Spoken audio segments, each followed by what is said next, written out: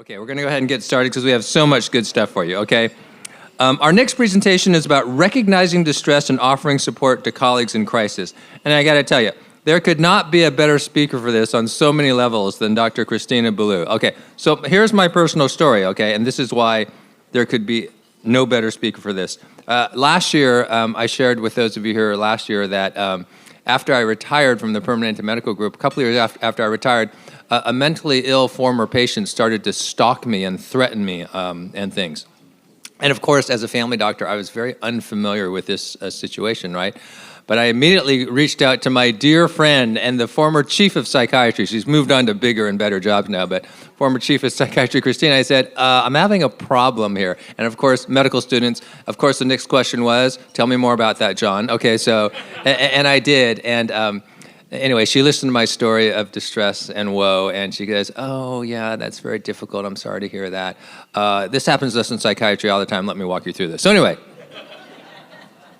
there are many fine things in her resume that I'm going to go over. I have to read this. I can't remember this. Okay. She's board-certified psychiatrist in general and consultation liaison psychiatry. She earned her medical degree from the University of South Florida College of Medicine and completed her residency training in psychiatry at the University of South Florida. She serves as the Assistant Physician-in-Chief for the North Valley with the Permanente Medical Group and Associate Program Director for the brand spanking new Greater Sacramento Valley Psychiatry Residency Program. Pay attention, medical students. If you're going to psychiatry, you'll want to match that. It could be a wonderful place. Okay. Also, does Sutter have a psychiatry program? Of course, UC Davis does, which is also a great program. Sutter, you keep launching like new programs every day, so that would also be a great program. Just stay in Sacramento, students. There's no better place. I've lived in a lot of places. This is the shizzle. It's very nice.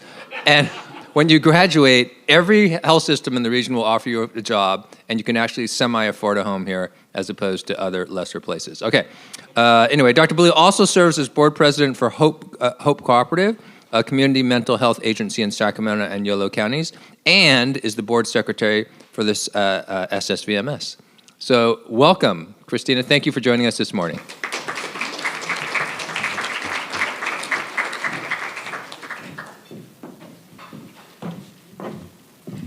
All right. Good morning, everyone. As John said, I actually have like 3 more days as chief before I hand it over to the next person. I've been pulling double duty right now, but I have served as the chief of mental health for Sacramento, Roseville, Folsom region for TPMG for the last 5.5 years. So as you can imagine, I've had a lot of opportunities over the last 5.5 years to be a colleague in distress and also to recognize that. I am appreciative that you all came out today to the Joy of Medicine Summit, and this topic is really important. I feel like now more than ever for us to have opportunities to openly discuss this and to connect with one another to come up with solutions about how we can help each other and our colleagues. So I have nothing to disclose. So before we dive into the data, I just want to acknowledge that this is a hard and sensitive topic. Talking about physician distress, burnout, and even suicide requires us to be vulnerable. I also want to acknowledge that while my talk is heavily physician-specific, what I'm going to talk about is not unique to only physicians. Everyone that works in the healthcare system has experienced burnout, has experienced mental health challenges, and so I do want to be sensitive to that. But in the spirit of vulnerability, I want to start out by sharing a personal story, and it happens to be my story. So as I said, became mental health chief in March of 2020, and it was actually the day after Governor Newsom shut the state down. That was my first day as chief. And I was like, I got this, I can do this. I had primarily worked in the hospital setting and really knew nothing about outpatient psychiatry. Don't tell anybody that. But I had a wonderful assistant chief, and she said, I got you. We'll figure this out. And we were rolling along, things I was learning. COVID was happening, it felt like things were changing. And you all remember this, it felt like things were changing. Like we got one direction And then like an hour later, it changed. And it just was a lot. And I was like, okay, I got this. I can do this. And then in May of 2020, Memorial Day weekend, George Floyd was murdered. And I remember, I had to stop watching the news during the beginning parts of COVID because I would just sit at home, and my husband was like, please stop watching the news. You were so sad, and please stop. So we just watched silly dog videos instead. And so I had no idea. And I came to work the next day, and people were talking about this. And then, I went down a rabbit hole. And I started to think, as George Floyd happened, we heard about Aubrey Ahmaud, Breonna Taylor, and so many other people that had lost their lives, and the social justice movement took off. I felt like I was starting to come out of this bubble, and it didn't feel very good. And I was like, okay, I'm doing this new job, I'm having all these big feelings, and I'm not doing that great, but I'm still hanging on. Like, I've always been the person that people have come to. I always keep a smile on my face. I have always worn the mask really, really well. And then in August of 2020, Chadwick Boseman died. And I thought, I'm done. Like, I am completely broken. And I remember sitting on my couch thinking, why am I sobbing over a man I have never met and someone that, yes, always kind of played the good guy, was a great actor, Black superhero. Why am I so upset around this? And it was just like that one thing that finally broke. It was the one straw that broke the camel's back, so to speak. And I had a friend who was also a colleague who said, hey, are you okay? And I said, yeah, I'm fine. That was always that was always my mantra. I'm fine, I'm okay, I'm good. And she said again, are you really okay? And I paused, and I said, yeah, actually, I don't think I am okay. So she talked to me, we walked through some things. I started therapy. Therapy is a wonderful thing. It is amazing. It is life-changing and life-saving. And I will shout that from the rooftops every single day. And so I was feeling better, but life's, and things kept happening. And I had actually one of my bosses say, can we talk? And I was like, crap. You never want to you don't want to get called to the principal's office to talk. And they sat with me and they let me cry, and they let me rage, and they let me just be a human being. And at that point, I was making a decision to leave medicine completely. I had worked at Starbucks before I went to med school. I was like, that was a pretty good gig. I could go back to that. And that talk with that person saved my career. Fast forward another 2 years, and my dad passed away. And again, I had a colleague say, hey, are you okay? And I was like, I'm not sure. And so I say all this to say it's really important to, if you see that somebody is struggling, that you just reach out. I will also say these were all people that I had connections with. These weren't people that were just coming up to me off the street being like, hey, Christina, can I?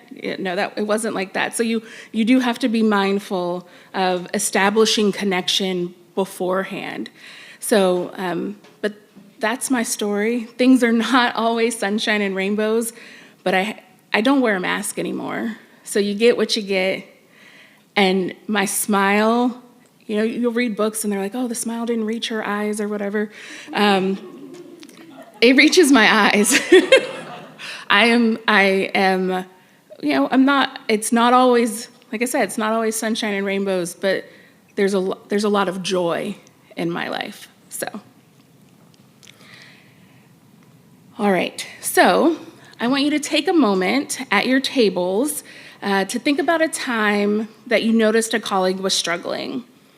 What signs stood out to you? And because I am a psychiatrist, and because that's what we talk for a living, I'm gonna make you practice the conversation.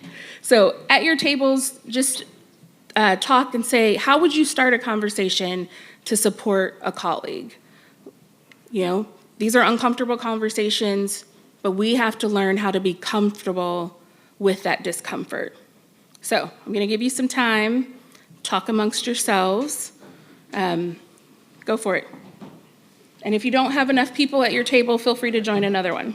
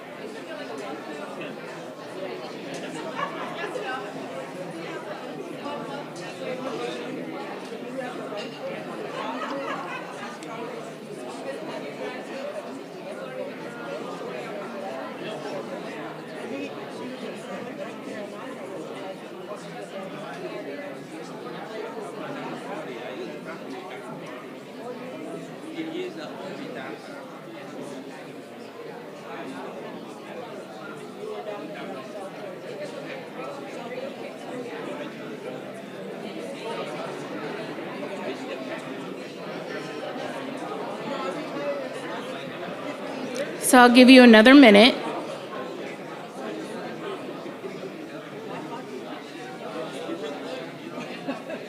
Somebody's almost 76.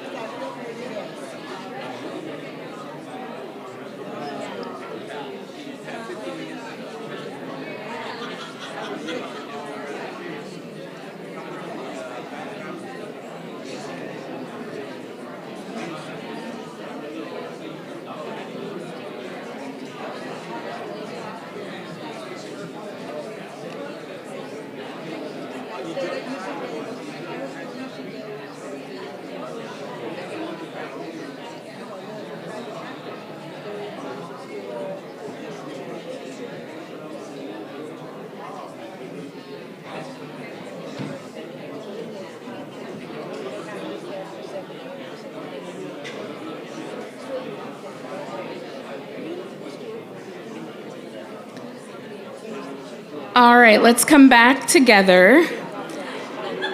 And I'm going to ask some folks to be brave and share how would you start a conversation with a colleague that you thought might be struggling? Don't make me pick on the med students.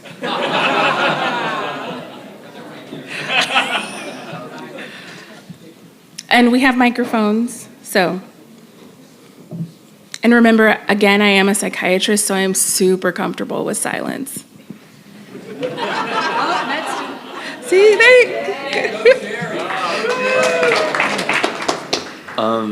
we weren't completely sure how to start the conversation, but we thought that maybe with someone that you knew a little bit better, it'd be easier to recognize these signs and see if they went from if they're a very extroverted person, they started kind of going into their own shell, that you could maybe topics would come up in conversation and you could kind of pick apart what might be an issue for them. Yeah, that's great. Those are definitely good signs to recognize. So maybe a way to start that conversation could be, hey, I've noticed that lately you've been a little bit more reserved or quiet.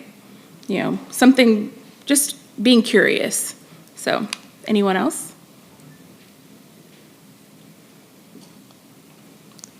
Got a couple back there in the back.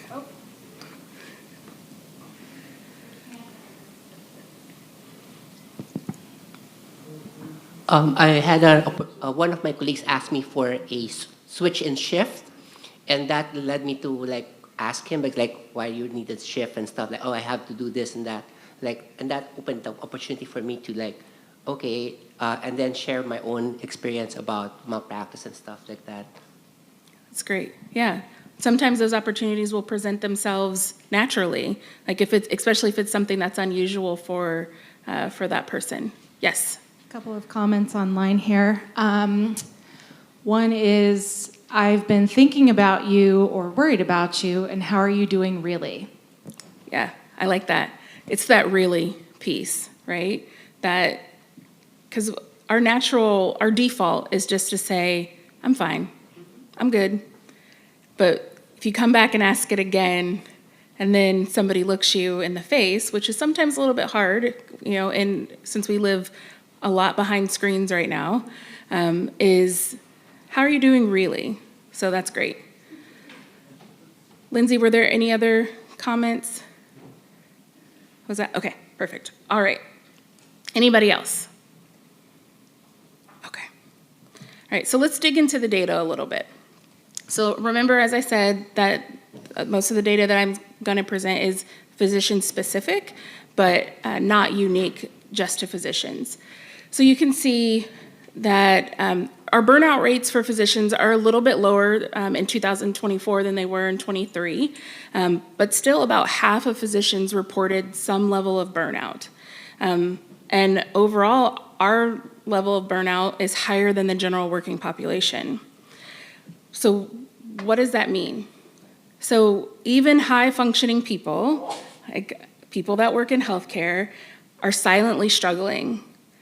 And I do want to highlight, because I would be remiss if I didn't, that the risk of suicide is a very real risk. We're not just talking about people leaving the practice of medicine, we are talking about people losing their lives. And so I just want to be very, very clear about that. And for our female physicians, that rate is even higher. So we might look very competent, but inside we might be emotionally exhausted, really struggling, and just hiding behind that mask that we've worn for so long. And it puts us at risk. So overall, our mortality rate for physicians, it's lower than other professions. So lower than lawyers, high income workers, all workers. We have, in general, have a lower rate of mortality. However, like I said before, our female physicians face higher suicide rates, and our primary care and our frontline specialties, so peds, OB, they are especially vulnerable. I also want to point out there are disparities, not only in gender, but also in race. Black physicians face more than double the mortality risk of white physicians. And a new study in JAMA that came out earlier this year showed a little bit more of a nuanced picture.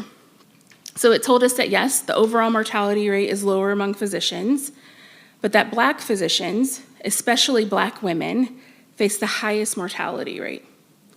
So as a physician who happens to be a woman and also happens to be Black, even though I spend my days caring for other people, my risk of mortality is higher than the general population and other physicians. Why is that?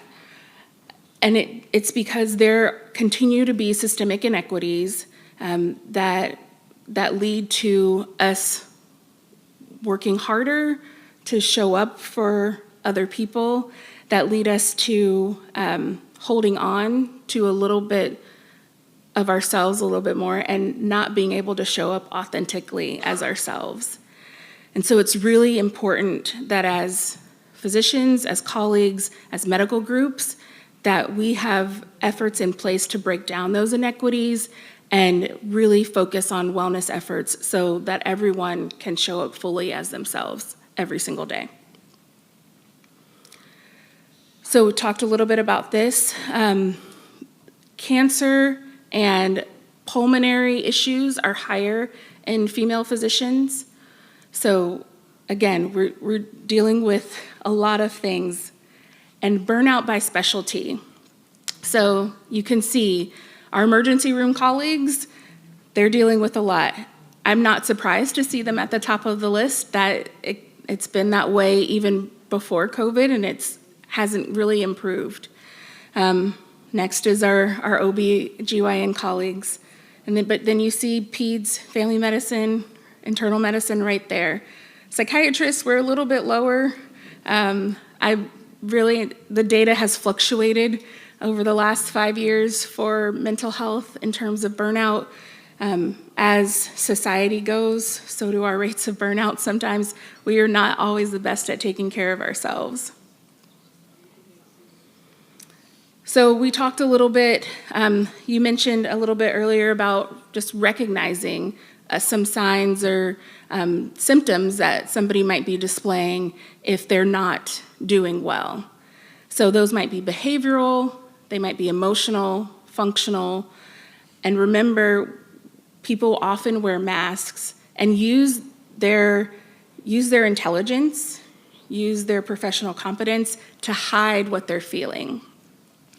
You might see that the signs are subtle. It might just be, we used to go to happy hour every Friday, and now I don't go anymore. And it was once, but now it's every Friday I don't go. Or I used to be early to all of the meetings, and I'm always late. Or maybe I don't show up at all. Or maybe I've always been the person that's smiling and greeting people and happy, and now I'm biting people's heads off. So those are indications that maybe something is going on. Maybe I need to talk to my friend who happens to be also be a colleague. So why don't we reach out for help? Anybody want to? I know it's up there on the screen, but tell me in your own words, why are healthcare providers, and especially physicians, really bad about getting help?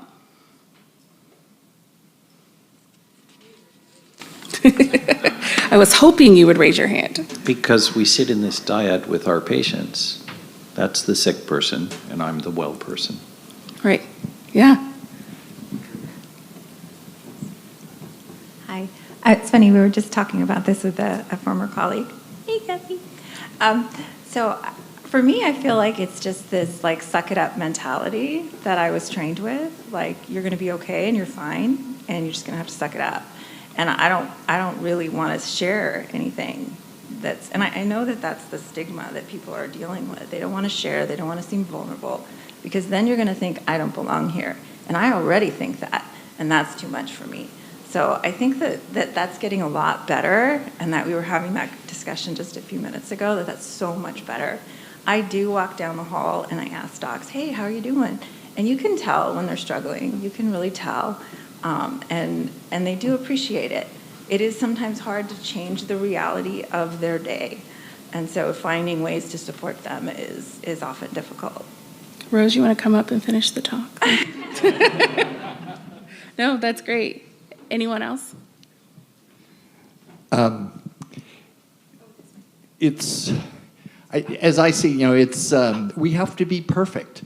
That's part of our training. We have to know all the answers. We have to be perfect. We can't that's a sign of weakness if we're not perfect, if we have to ask for help. So it makes it really hard to be vulnerable. And as gentleman over there said, our patient is a sick one, so we have to have that, the opposing view. I'm well. This is what perfection looks like, and that's just exhausting. It is. It is. It is very exhausting. We've all heard physician heal thyself, and we are bad at it. We are really, really bad at it. Whether it's, oh, I'm having chest pain, it's probably just indigestion. No, you might be having a heart attack. Go to the emergency department. Or, you break something and you're like, oh, like you wouldn't tell your patient just to walk it off. You would tell them to go get it taken care of. Just like if your patient is suffering with anxiety or depression or panic disorder, you tell them to go seek mental health treatment. So why is it not, if it's good enough for our patients, why is it not good enough for us? And I think so we have to change that mindset. We have to think about continuing to reduce the stigma, having talks like this. And there's also, there are also real concerns about, people have concerns about their license. And will I be able to still get credentialed and privileged at the hospital? Unfortunately, California is one of 3 states in the US that does not have a physician wellness program that's sponsored by the medical board. There are efforts to change that, but in 2025, how is that possible? That, especially in California, one of the most liberal states in the union. Yes. Oh, it was exactly what you're talking about, a fear of a record being used against you in the future. Yeah. I had a colleague in residency who dealt with depression, and she, as a resident, had to pay out of her own pocket. This was not in California. She had to pay out of her own pocket for the state medical board to monitor her, to make sure that she was getting treatment. It's like, how is that not punitive? How does that make any sense? And things have definitely changed over the almost 20 years that I've been out of residency, but it still happens, and it's still a real fear. And I think we always think about Stuff on the chat, sorry. Okay. They're chatting away here, so. We always think about, I don't have time. You have to make time for yourself. Lindsay. Okay, a couple more reasons why people don't reach out. Somebody commented stigma. I don't want to be judged by my colleagues or reported to the board. Heard that earlier.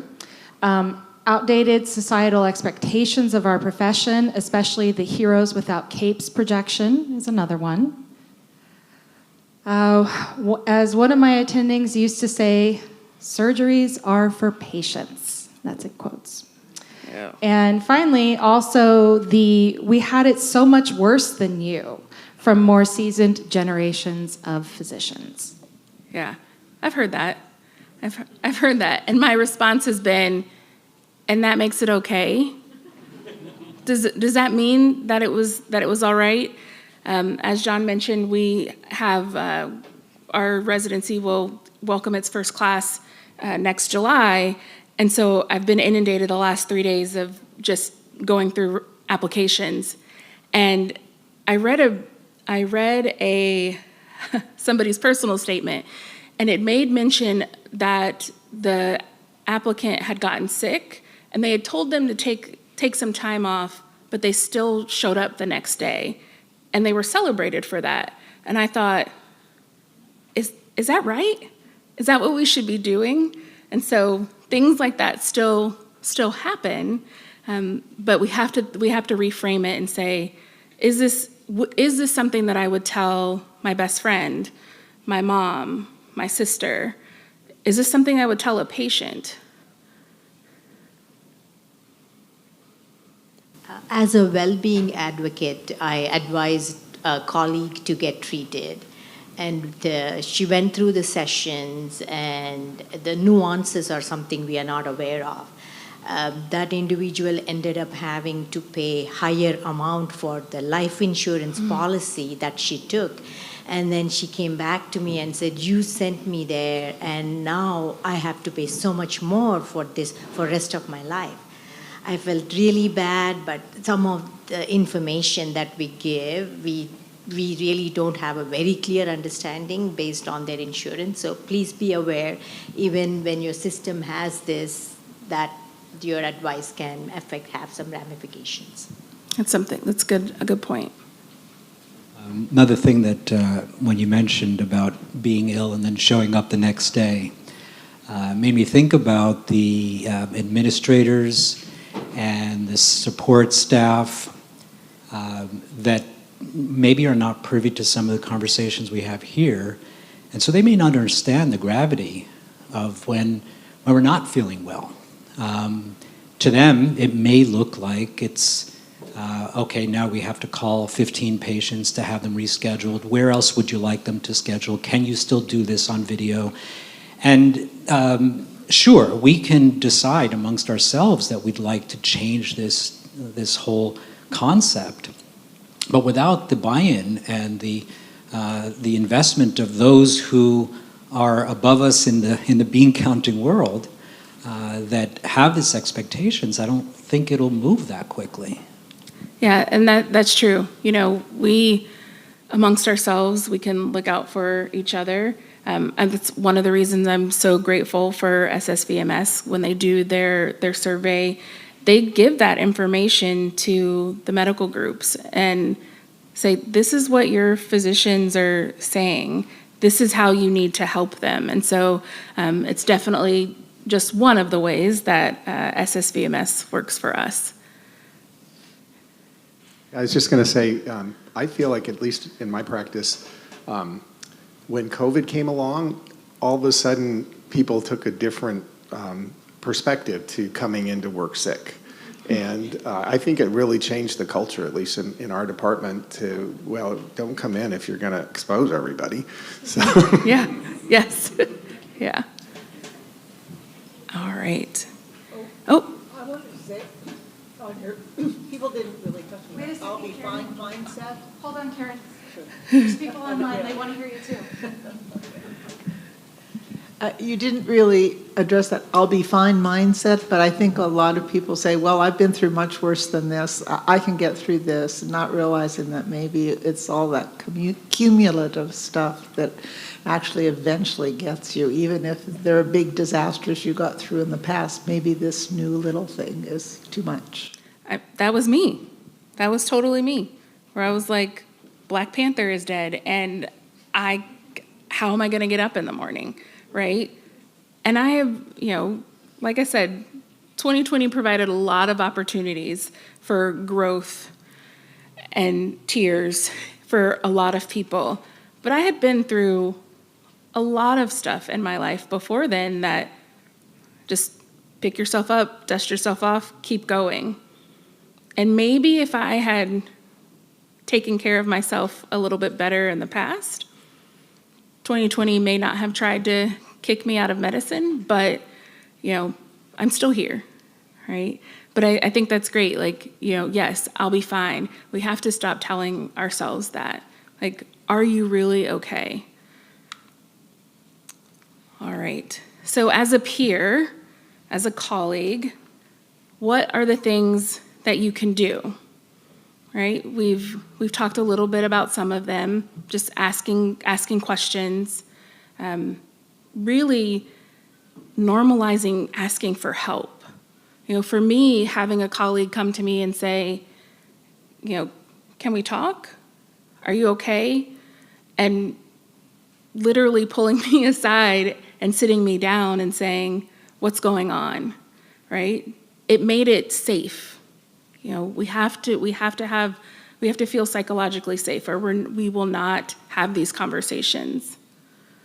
You can also connect your colleagues with resources. I think the biggest thing here, though, is be present, right? Don't be judgmental, be present. And if you ask somebody how they're doing, check in again. It's not a one-time thing. It's not, I had one of my colleagues, I noticed their energy was a little bit off. And so I told them, I was like, I'm going to check in with you tomorrow. And I sent them a Teams message and got this like long response. And when I saw them again, they looked better. And they said that they felt better. And it didn't take a whole lot of time. Maybe it took me 30 seconds to write a Teams message and maybe 2 minutes to read their response and to acknowledge it. But I checked in again. And I think that's really important, especially in this day and age where so many of our meetings are not like this. We're sitting behind a screen, or we only see each other in passing, or if we're doing like hybrid work, half of our colleagues are at home while we're in the office. So, a lot of things have changed over the last 5.5 years. And so we really have to be mindful and sometimes creative about how we are connecting with our colleagues. So there are some resources that are available. So obviously we have SSVMS's Joy of Medicine, which allows you to get confidential counseling. They do events like this and have peer groups. Nationally, there's the Physician Support Line. That is it is a confidential line for physicians that you can call. You will get a call back within 3 hours, and it's really about physicians supporting physicians, decreasing that stigma, and really they also offer organizations ideas about how to support physician well-being. There's the 988 Suicide and Crisis Lifeline. Also, the AMA has a physician well-being program, and there are a ton of resources on their website around that program. And like I said, be a partner or be someone that that person can trust. So continue to check in, continue to be someone that they can rely on. So, with all that we've talked about, what one action will you take back to your team or your department to support a colleague that might be in crisis?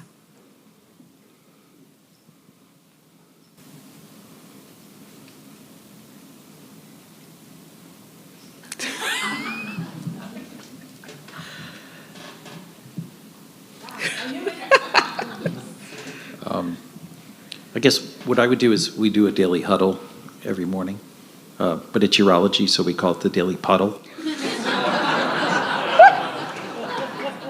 Yes, that is amazing. So I would just incorporate 30 seconds to say, if anybody's not okay, reach out, talk to somebody else. My door's always open, something like that. Yeah, I think that's great. Just letting them know that you're opening that door, right? Anyone else?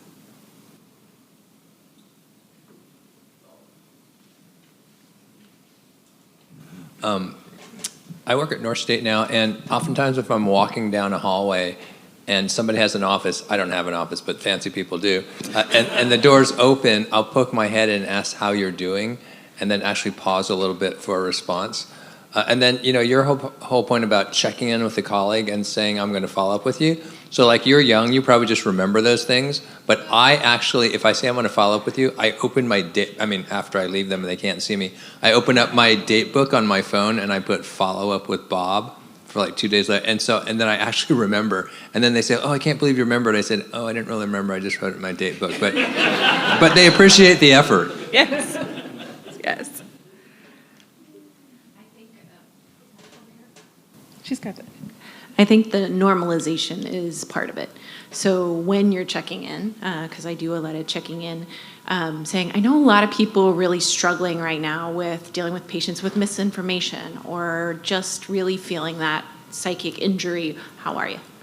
How is that affecting you? And the normalizing, a lot of your colleagues are feeling this. It doesn't make it only you suffering. Yeah, that's great. Couple comments on the chat. Let me run back there. Okay. Lindsay, you're getting your steps in. No gym for me today. Just one. Oh, this is great, Stacy. I'm starting a healing circle for residents and colleagues to meet once a month to chat. So everybody, Stacy Walton starting one. Love that. Anyone else? Oh.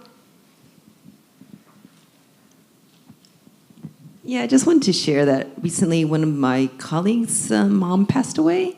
So, he didn't broadcast it among everybody, but a small group of us that knew him really well sent some flowers. So I think that was a nice way to support him without, having to tell everybody. But he sent back an email showing appreciation. I think that was helpful way that we can just reach out to people if that we know that they're going through something, even like a card or some flowers or some acknowledgement is a good way to support our colleagues. For sure. You never know how what seems like a small gesture to you can make such a difference to that person. All right. Does anybody know who that is?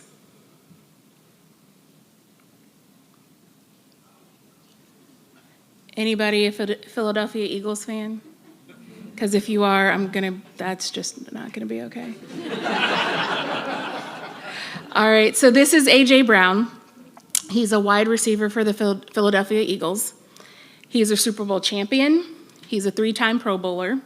And he has been very, very vocal about the importance of mental health and his own struggles with depression and even thoughts of suicide during the 2020 season. And you can see on his shirt, this is how he showed up to game day last week, and it says, "Check on your teammates." So we all know our profession is not the only one that carries stigma. And I'm just so impressed with him, and there are other athletes that do this as well, but he literally wears it on his person, that how important it is to check on your teammates, to be vocal about how important mental health is. And what I ask is that you just be present. You don't have to be perfect. Just show up for each other. Show up for yourself. And remember, even though, yes, we want to prevent suicide, we want to preserve lives, this is not just about this. It's about keeping people in medicine, keeping good people in medicine. It's about keeping our colleagues, that we can knock on their door and say, "Hey, how you doing today?" It's about preserving joy, connection, and humanity in our profession. So just be present, be curious, don't wait to ask questions, and make sure you check on your teammates. Thank you.